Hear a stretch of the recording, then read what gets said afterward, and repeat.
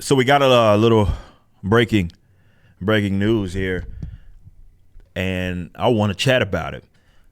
Trump confirms the FBI has raided his residence, Mar-a-Lago, and this is very significant of a situation. As reading over here at Blaze, former President Donald Trump confirmed in a statement on Monday that the FBI raided his residence in Mar-a-Lago in Palm Beach, Florida. These dark times for our nation, as my beautiful home, Mar-a-Lago in Palm Beach, Florida, is currently under siege, raided and occupied by a large group of FBI agents. Nothing like this has ever happened to a president of the United States before. After cooperating with the relevant government agencies, this unannounced raid on my home was not necessary or appropriate. And that this is again coming from his statement. As it says, he went on to say the FBI broke into his safe and compared the raid of his home by the FBI to the burglary of Democrat offices by Republican operatives during Watergate. Now, I'm going to tell you just straight up what this is, right? It doesn't take a political scientist, which is a fake job anyway, and a fake degree. But you get what it is I'm saying, to really understand what's taking place. What you're watching, and call it unprecedented or whatever, whatever. What you're seeing is a government agency be weaponized to punish its ideological enemies, okay? Obviously what Trump represents to them. This isn't about how I feel about Trump. It's about how they feel about them and who they think that he represents. It's the FBI. It's a federal agency. We know that as crooked as they are, in addition to the other alphabet agencies, we know that this ain't some random, you don't do something like that by just your own accord, right? By raiding a former president of the United States just for the sake of doing it. This is something that was more than likely coordinated, and it's very significant.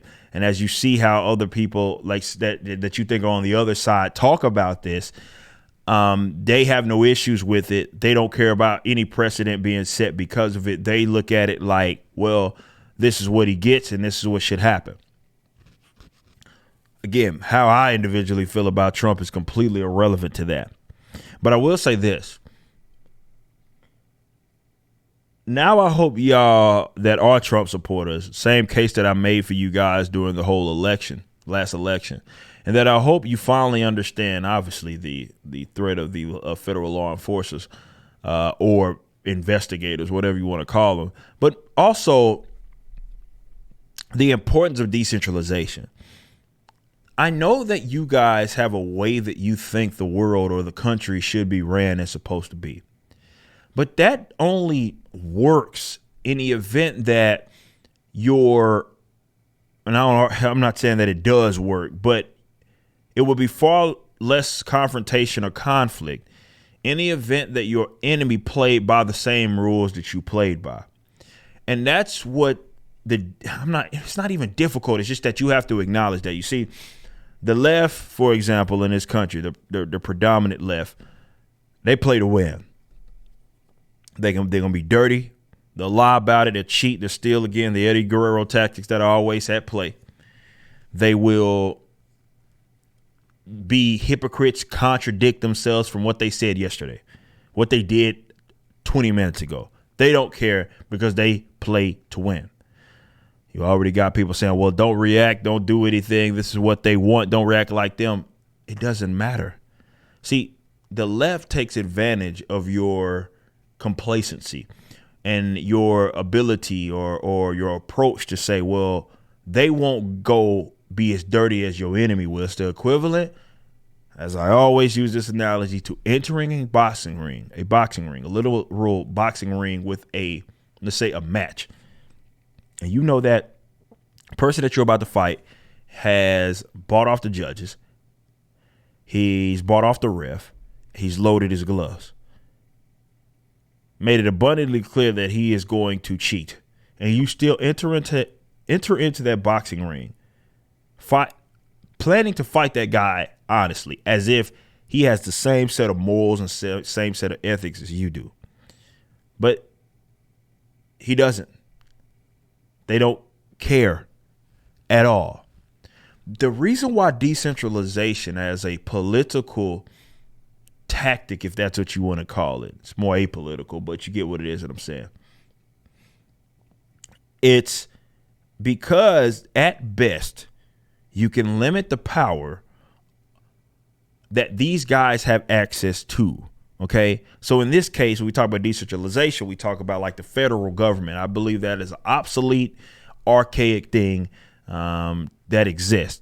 I know regular people can't see the world existing with it. But when you consider what all the federal government do or does, it's not necessary. People will point to like the military and all those other things as if that's the only thing the federal government do. But either that, even if you did find that as a legitimate thing that the federal government is in charge of, what the hell does that have to do with the FBI?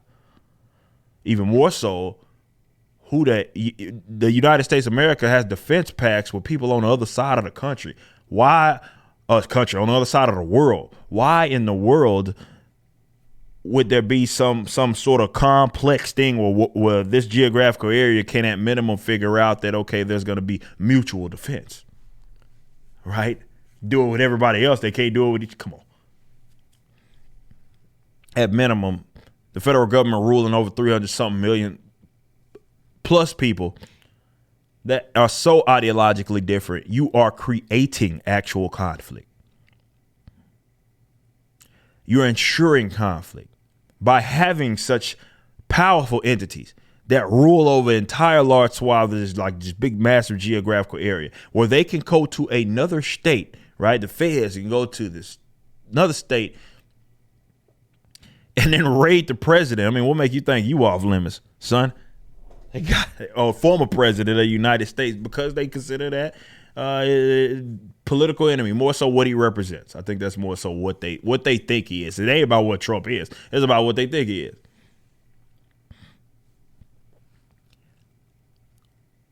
It's funny, we talk about decentralization all the time. I've been talking about this for a decade. And anytime that is brought up, you get those that say, well, it'll never happen. Only way that'll happen is if there's some sort of civil war. What do you think we're heading right now? I can easily make the argument, and I have many times for many years now, that the most peaceful route is the decentralization.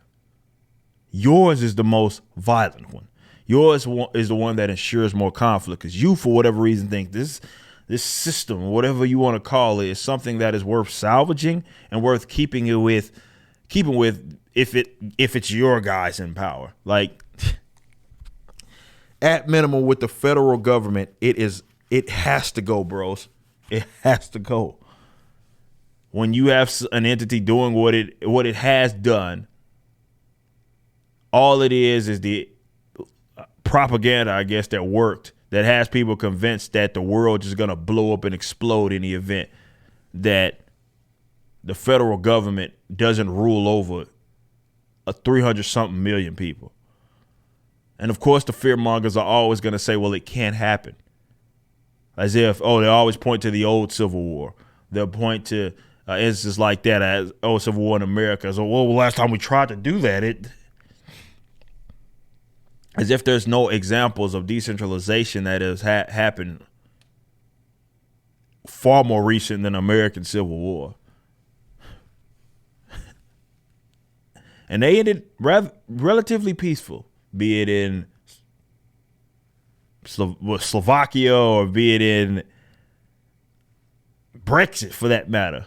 Some form of decentralization, right? It is absolutely realistic. But more importantly, which is something I want to put on your minds, it's necessary.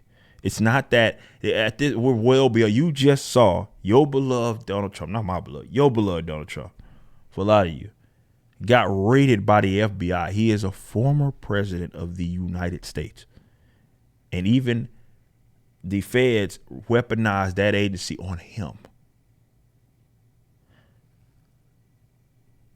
We're well beyond, it can't. No, this is this is the most peaceful route. Not to say that it will be without conflict. It's of the chances or the choices that we have. This is the most peaceful route. Period.